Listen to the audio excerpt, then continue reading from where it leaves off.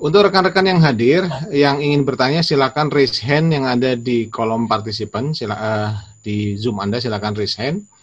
Sebelum nanti saya lempar kepada Bung Kris, saya langsung ada 2 pertanyaan nih, satu ke Mbak Titi dan satu ke Bang Ganda ini. Tadi Mbak Titi, salah satu opsi adalah penundaan parsial ya Mbak Titi ya, memungkinkan penundaan parsial. Nah, kalau penundaan parsial dengan dikaitkan dengan ngototnya kekuatan besar dalam tanda petik untuk mensukseskan Solo, apa nggak bisa tuh penundaannya itu ya yang lainnya ditunda, tapi Solo dan Medan aja untuk memenuhi keinginan si kekuatan besar itu tadi. Dan kemudian saya satu lagi pertanyaan ke Bang Ganda, kira-kira kenapa sih kok ngotot ini? Kalau kita dari 3 komponen atau elemen tadi kan ya, KPU, DPR maupun pemerintah, kan terungkap bahwa yang paling ngotot itu pemerintah, wabil khususnya kan tentu saja RI 1 ya. Bang Ganda dapat bocoran nggak sih kenapa ngotot banget itu masih terus dengan kondisi seperti ini masih ingin terus? Silakan Mbak Titi dulu kalau ingin menjawab Mbak Titi, silakan. Ya, ya, soal Medan dan sebenarnya kepentingannya itu kalau pilkada aman itu bukan hanya anak menantu ya, tapi anak-anak menantu. Nah, anak-anak ini yang elit punya anak-anak yang maju itu bukan hanya Solo dan Medan. Bang Ganda juga tahu bahwa putranya Pramono Anung itu bahkan jadi calon tunggal di Kediri gitu. Jadi memang ada kepentingan besar dari kerabat yang maju di Pilkada 2020 dan sejauh ini mereka menguasai konstelasi politik lokal karena dukungannya itu sangat kuat gitu. Ya, kalau itu bisa jadi pilihan, kami di Perludem itu adalah salah satu organisasi masyarakat sipil yang sejak bulan Maret meminta pilkada itu ditunda ke pertengahan 2021. Jadi bahkan sampai hari ini pun suara itu masih sama. Kalau kesannya bicaranya prosedural gitu ya soal tata kelola pemilu, karena memang nature organisasi kami ini kan organisasi kepemiluan gitu. Dia bicara soal pilihan-pilihan yang mungkin untuk didorong. Tapi sampai hari ini Perludem masih berpandangan bahwa pilkada itu ditunda ke pertengahan 2021. Kenapa ke pertengahan 2021? Satu, supaya kita fokus pada pemulihan COVID-19. Yang kedua, menyiapkan instrumen hukum yang betul-betul sesuai dengan protokol kesehatan. Tetapi faktualnya, Cak Lengki, saya tidak mau membuat diskusi kita anti klimaks ya. Tetapi memang bacaan kami, baik partai di DPR pun tidak menunjukkan keberpihakan seperti yang kita harapkan. Ada memang narasi-narasi seperti Bang Mardhani ya, tunda kalau. Nah, kalaunya itu sesuatu ya memang tidak akan bisa dicapai gitu. Jadi kita berhadapan dengan partai yang mestinya PKS itu tadinya diharapkan bisa bicara betul-betul solid soal penundaan. Ketika sudah di DPR dan 3 pihak ini duduk tripartit, tetap aja kok konklusinya lanjut gitu. Nah, jadi soal Solo dan Medan tetap lanjut ya itu sudah jadi pembicaraan kita bersama. Tetapi situasi hari ini adalah 3 pihak ini unstoppable gitu. Sama seperti ketika DPR mengesahkan Undang-Undang MK, cuma 7 hari itu langsung jadi undang-undang, Undang-Undang Minerba dan seterusnya. Jadi kita berhadapan dengan situasi di mana ketika sudah ada maunya itu unstoppable gitu, udah nggak bisa di stop lagi. Nah, tinggal kemudian langkah-langkah strategis yang tetap bisa kita dorong dan kita bisa petakan sehingga dampak yang lebih besar itu tidak terjadi. Begitu Cak Lengki. Baik, terima kasih. Selanjutnya Bang Ganda, kenapa kok ngotot? Silakan Bang.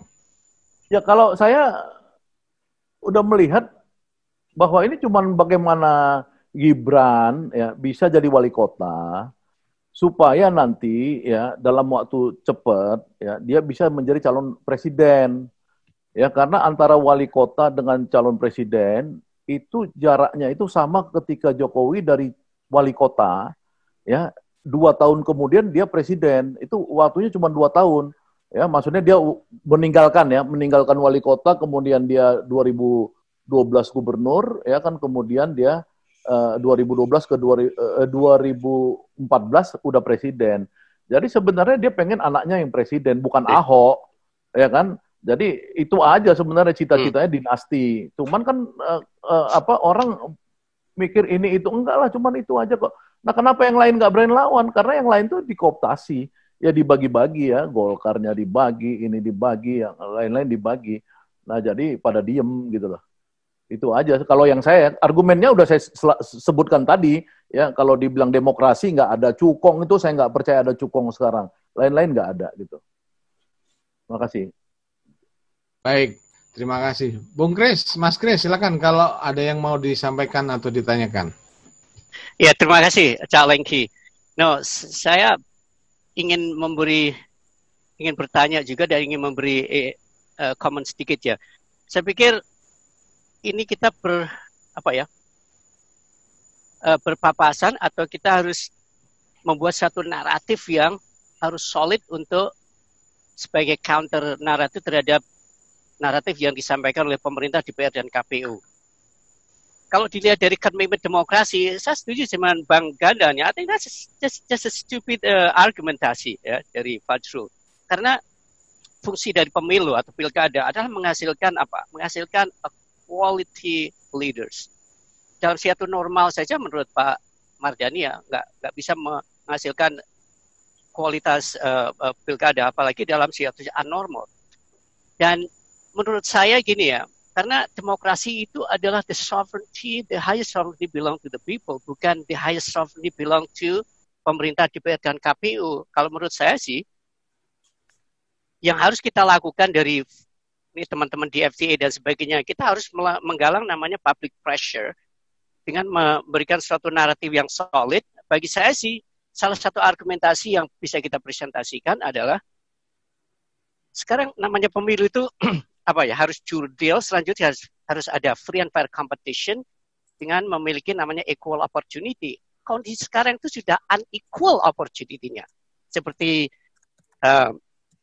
Ibu Anggra ini bilang atau Pak Mardhani bilang bahwa sekarang itu yang untung siapa? Jelas petahana dengan begitu banyak regulasi yang mempersulit 230 sekian contender atau mereka yang menjadi proponen dari petahana. Jadi kita bisa come up dengan semacam naratif untuk istilahnya ya kita harus melakukan namanya counter naratif terhadap keinginan pemerintah, karena saya lihat ya ini COVID-19 ini sangat berbahaya, dan saya mendengar juga itu jawaban dari LBP dalam interview dengan Mata Najwa.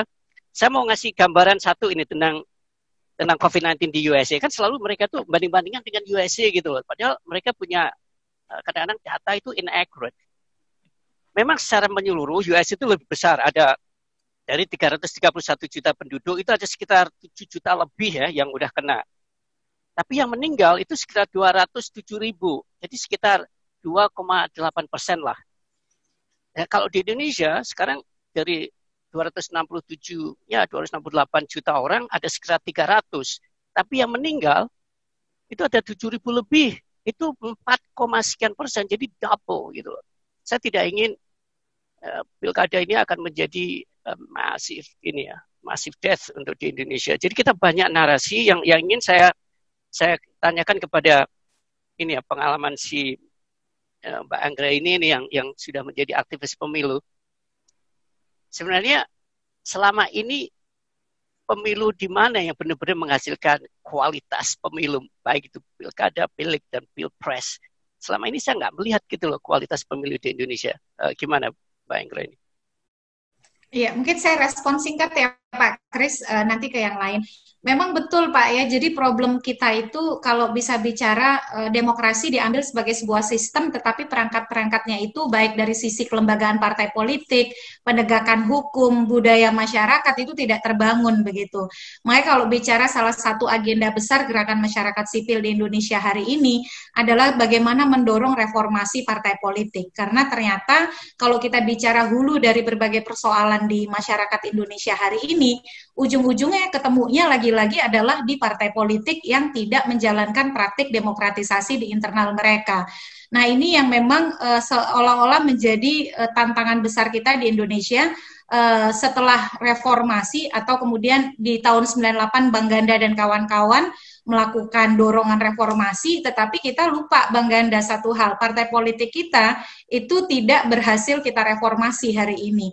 Dan akhirnya apa yang kita hadapi ya situasi seperti ini. Regulasi kepemiluan kita membuat cukong-cukong itu tidak bisa hadir dan dihadirkan ke ruang yang terang gitu ya. Kita bicara soal 82%, 90%. Bayangin yang ngomongin itu adalah aparatur negara yang punya kekuasaan. Jadi seolah-olah itu hanya sekedar data dan angka. Itu kan ironis ya. Kalau masyarakat sipil yang ngomong 82% cukong mengendalikan calon, mungkin itu masuk akal, tetapi ketika yang bicara adalah otoritas negara, lalu kemudian regulasinya tidak kemudian menjadi lebih baik, penegakan hukumnya juga tidak menjadi lebih baik, sebenarnya kita ini lagi apa gitu ya? Apakah kita sekedar bersandiwara atau dagelan atau bagaimana? Nah, soal tadi kualitas Pak Kris, saya setuju Pak Kris, soal satu narasi kuat yang harus kita bangun, gerakan masyarakat sipil yang solid, yang terkoneksi satu sama lain, lintas isu demokrasi, isu HAM, dan semuanya harus terhubung, karena memang kita selama ini juga tertatih-tatih gitu ya, di tengah situasi pandemi yang sulit, lalu beberapa kebebasan berpendapat yang juga ruangnya makin terbatas, kebebasan sipil yang juga menurun. Jadi masyarakat sipil pun berhadapan dengan banyak tantangan begitu. Nah, semakin luas jejaring, semakin luas narasi yang kita bisa bangun, itu sebenarnya menjadi energi baru bagi gerakan masyarakat sipil Indonesia hari ini. Begitu Pak Kris, komentar singkat saya. Bang Ganda akan banyak tambahan nampaknya. Ya, terima kasih Ibu Anggra ini. Jadi saya setuju. Mungkin saya ajukan ya, saya punya proposal. Kalau pemerintah ngotot, pemerintah DPR kamu kita bikin boykot aja, kita ancam boykot aja. Cuman kita harus perlu bantuan NU, Muhammadiyah, LIPI, MUI, sama aktivis. Kita sepakat aja karena ini is not. Jadi menurut saya ini ya, kalau menurut saya sudah mendengar argumentasi. Kalau menurut saya kita dari publik, dari rakyat ya, kita boykot aja pilkada ini. Kita ancam kita akan boykot karena tidak akan menghasilkan pilkada yang berkualitas dan akan menghasilkan menghabiskan duit rakyat anyway. Tapi kita harus punya semacam public pressure yang kita kolaborasi dengan NU, Muhammadiyah, MUI, LIPI, dan juga para akademisi gitu.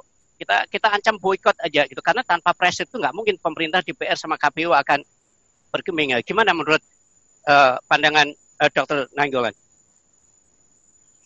Saya pikir usulan Bung Kris itu tadi saya udah baca di Twitternya Gusmus ya. Jadi dia bilang ya wes yang mau nyoblos ya biarin mereka aja, kita nggak usah kok. Ada itu tadi saya baca itu.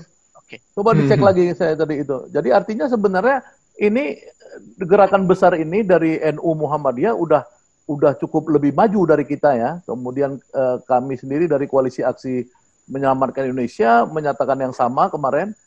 Nah, berbagai ormas saya pikir gini, kalau ditanya Pak Kris apa yang bisa dilakukan oleh FTA, nah FTA bagaimana mengkampanyekan sebuah sebuah kesadaran ya bahwa argumen-argumen yang dilakukan oleh pemerintah itu adalah argumen stupid. Itu aja menurut saya supaya rakyat itu bergeraknya itu lebih masif gitu, lebih ini supaya kalau bisa ya sebulan dari sekarang di stop ini pilkada. Terima kasih. Terima kasih. Silakan Cak Linggi. Saya bisa bertanya sebentar. Ya, silakan Bang Tata.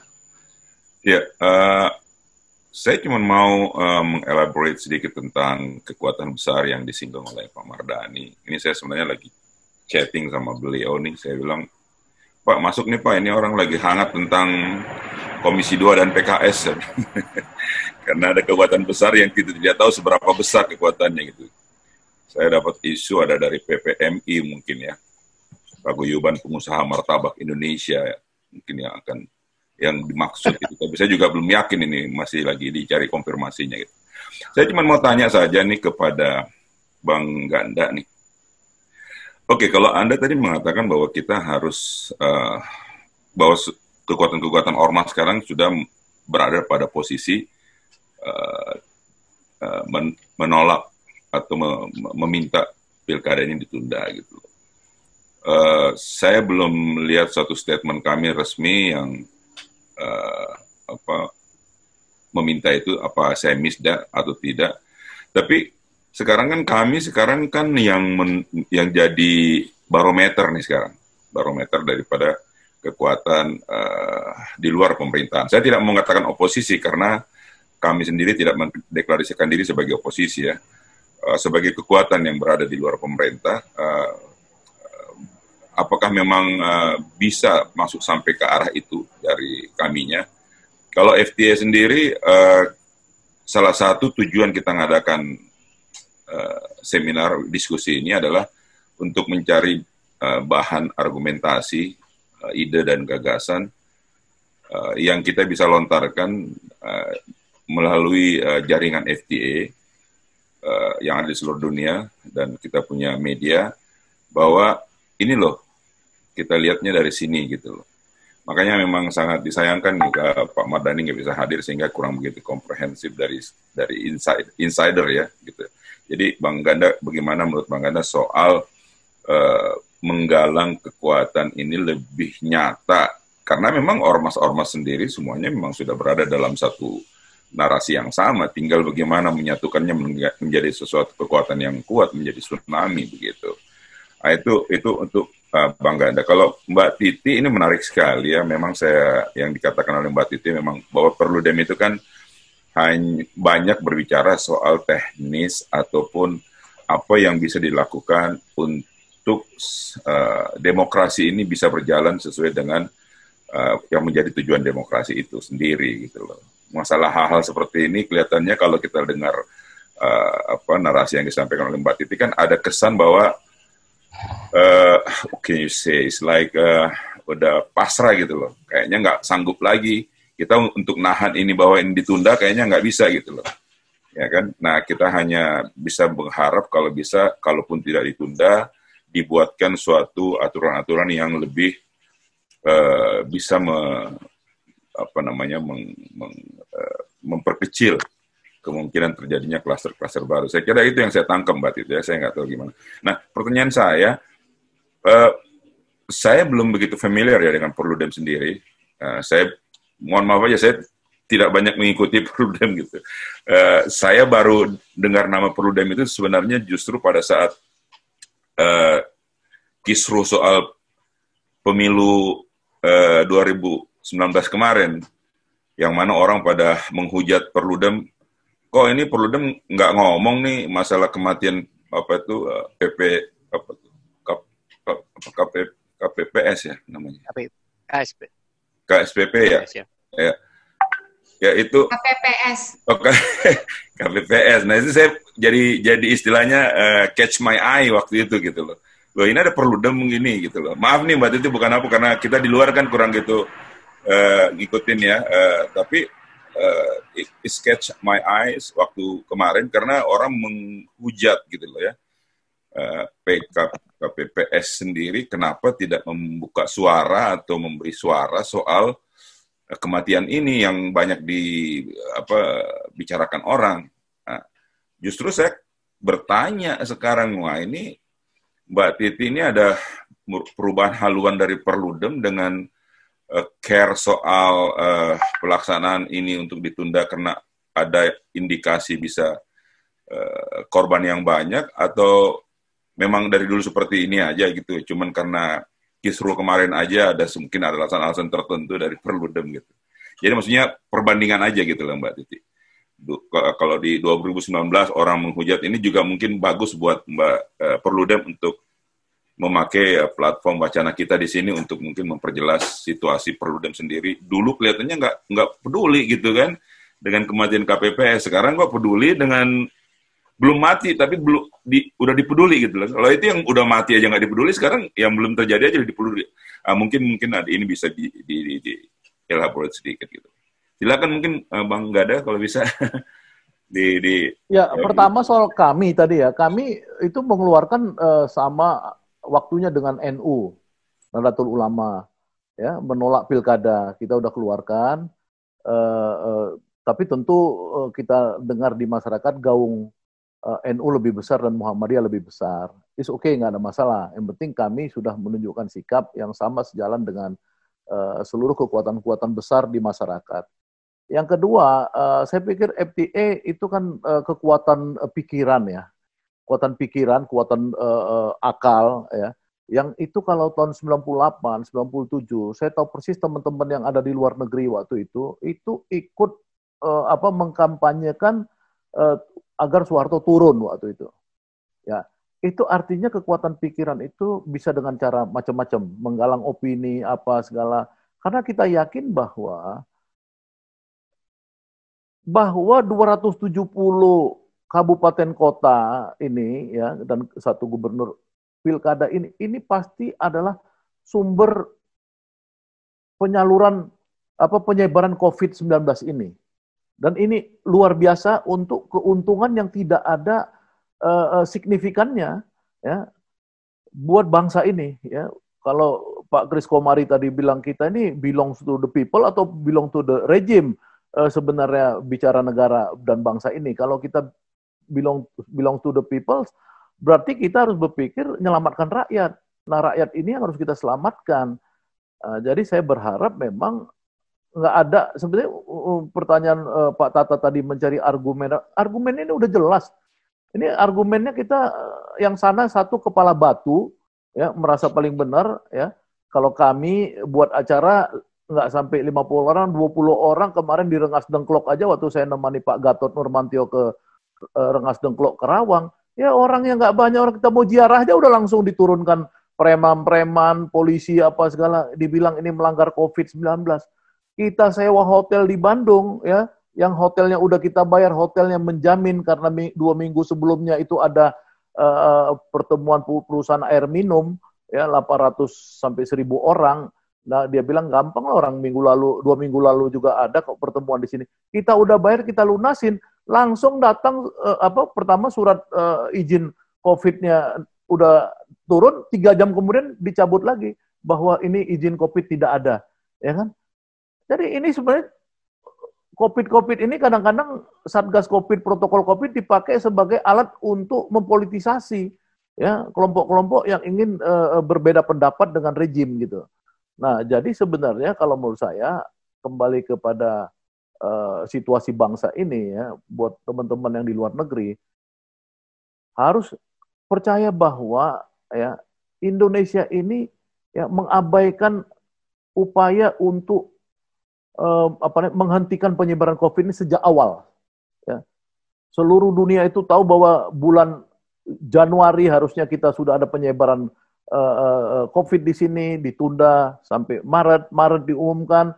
Gara-gara Anies Baswedan akan mengumumkan sendiri, mereka ketakutan, akhirnya mereka umumkan tanggal 2 Maret, kemudian Anies pengen lockdown di Jakarta memulai, tidak dibolehkan lockdown, bolehnya cuma PSBB dan lain-lain. Ini kan semua karena apa? Karena rejim ini hanya berpikir bagaimana growth ya itu bisa dipertahankan.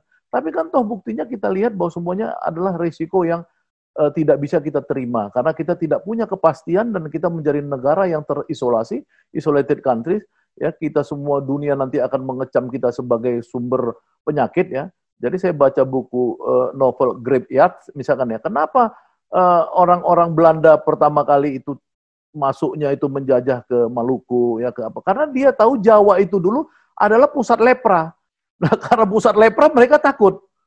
Nah, itu ada untungnya juga. Jadi kalau di Pulau Jawa ini nanti atau Indonesia dianggap pusat COVID, mungkin orang-orang asing mikir ini kalau kita mau datang ke Indonesia nggak usah, ini bahaya, ini pusat COVID. Ya, orang-orang pada ini semua sumber penyebaran COVID. Nah, seperti ini kan nih udah sinting ya menurut saya, udah di luar akal sehat. Jadi sekali lagi saya berharap ya tentu menghormati FTA malam minggu gini juga masih mengeluarkan waktu ya weekend untuk diskusi politik berat seperti ini. Saya pikir ditingkatkan aja upayanya, insya Allah ngasih jalan dengan teman-teman FTA mengkampanyekan boikot pemilu, pilkada, ya menurut saya, mudah-mudahan rakyat terselamatkan. Itu Mas Tata. Makasih Bang Ganda. Mbak Titi ya. Ya, baik. Terima kasih Pak. Jadi Perludem itu kecil tapi besar. Besar tapi kecil. Kenapa bisa begitu? Kami bentuknya itu yayasan. Jadi anggotanya 17 orang, Pak. Satu kantor tuh isinya 17 orang. Tetapi memang gerakan masyarakat sipil di Indonesia ini kan terutama yang bergerak di isu demokrasi sedang mengalami musim gugur ya. Musim semi itu kita sempat alami ketika 98 dan setelahnya. Tapi kemudian seiring berjalannya waktu, kita sebagai gerakan masyarakat sipil yang kita pahami yang betul-betul gerakan masyarakat sipil ya Pak, itu menghadapi banyak tantangan, termasuk juga di gerakan pro-demokrasi seperti Perludem. Nah, saya 10 tahun sebagai Direktur Eksekutif dari 2010 sampai 2020, baru lengser nih Pak Agustus kemarin. Sekarang direkturnya sama perempuan juga, Khairunisa Nur Agustiati, karena kami berusaha melakukan regenerasi secara rutin untuk menjadi organisasi yang sehat gitu. Kenapa 2019 tidak banyak yang didengar soal KPPS? Bisa jadi karena memang pemberitaannya juga tidak banyak. Kalau masalah sikap, dari awal kami sudah menyatakan bahwa pemilu serentak 5 kotak itu pasti akan menimbulkan permasalahan, kompleksitas teknis dan lain sebagainya. Dan terkait dengan korban KPPS dan lain sebagainya, itu sebenarnya kalau kita mampu memitigasi sejak awal, lalu menyiapkan aturan main teknis dengan baik, dengan didukung oleh profesionalisme penyelenggara, hal-hal itu tidak perlu terjadi dan bisa kita hindari. Jadi statement-statement publik kami juga cukup banyak, Pak. Tapi kami melakukan langkah-langkah konkret. Jadi tidak hanya berhenti pada advokasi undang-undang, Perludem juga sampai pergi ke Mahkamah Konstitusi. Misalnya yang terakhir dengan putusan MK nomor 55 tahun 2019, di mana pemilu itu tidak harus serentak 5 kotak lagi, Pak. Bisa serentak nasional, serentak daerah. Jadi kami terus mendorong skema pemilu yang logis, yang masuk akal, yang rasional, yang humanis gitu ya. Termasuk juga 2 kali pergi menggugat ambang batas pencalonan presiden atau presidential threshold. Dua-duanya sukses ditolak oleh Mahkamah Konstitusi. Sekarang Pak Rizal Ramli dan Refli Harun kan kembali menguji ya pasal 222 Undang-Undang Nomor 7 Tahun 2017. Saat pemilih dipersulit untuk memilih dengan persyaratan KTP elektronik, kami juga pergi ke Mahkamah Konstitusi dan keluarlah putusan nomor 20 tahun 2019 bahwa KTP elektronik itu bukan satu-satunya syarat untuk memilih begitu. Jadi dengan tadi ilustrasi itu sebenarnya gerakan yang dimainkan Perludem itu ya mirip-mirip lah dengan Muhammadiyah, dengan jihad konstitusinya gitu ya. Jadi gagal di parlemen, kita coba lewat lembaga peradilan, tapi memang ya ketika ya misalnya soal pencalonan presidential threshold atau ambang batas pencalonan presiden, tidak mudah Pak mendobrak situasi politik yang dihadapi di negara kita. Kan kami inginnya calon presiden itu beragam, orang tidak dipersulit untuk menjadi kandidat. Dengan demikian polarisasi politik bisa kita hindari dan situasi di 2019 tidak harus terjadi. Tetapi kan perjuangannya berhenti di putusan Mahkamah Konstitusi gitu. Nah soal penundaan pilkada, posisi Perludem sampai hari ini masih sama, kita masih mendorong agar dilakukannya penundaan. Bahkan ketika kita bicara soal Perpu itu hanya akan bisa efektif ketika ditunda. Karena kenapa? Di masa penundaan itu kita menggunakan waktu untuk satu, mensosialisasikan aturan main kepada para pemangku kepentingan, menginternalisasi aturan main soal pilkada dengan protokol kesehatan pada para penyelenggara, pelatihan, penguatan kapasitas. Perpu itu tidak bisa dikeluarkan langsung dilaksanakan gitu, karena dia akan menjadi sumber kekisruhan baru. Makanya Perpu dengan catatan ditunda di masa penundaan itu digunakan untuk menginternalisasi dan melakukan penguatan kapasitas dari pihak-pihak yang akan terdampak oleh Perpu. Tapi ya sekali lagi begitu Pak, soliditas, solidaritas dan kolaborasi dengan gerakan lintas isu, lintas daerah gitu ya, lintas fokus itu menjadi diperlukan. Saya sendiri juga pengurus di Muhammadiyah, di Lembaga Hikmah dan Kebijakan Publik pimpinan Pusat Muhammadiyah bersama Pak Busro Mukodas. sikap Muhammadiyah sampai hari ini masih sama konsisten meminta penundaan Pilkada 2020. Nah, jejaring dan kerjasama seperti ini yang juga kami terus dorong. Seperti tadi Pak Kris sampaikan, bagaimana berkolaborasi dan bersinergi dengan ormas-ormas. Tapi memang kita perlu energi, daya tahan, dan tenaga yang lebih kuat lagi dan suara yang lebih kencang lagi. Saya kira begitu, Cak Lenggi. Makasih. Forum Tanah Air mengucapkan terima kasih. Dan jangan lupa untuk subscribe, like, dan komen video-video kami.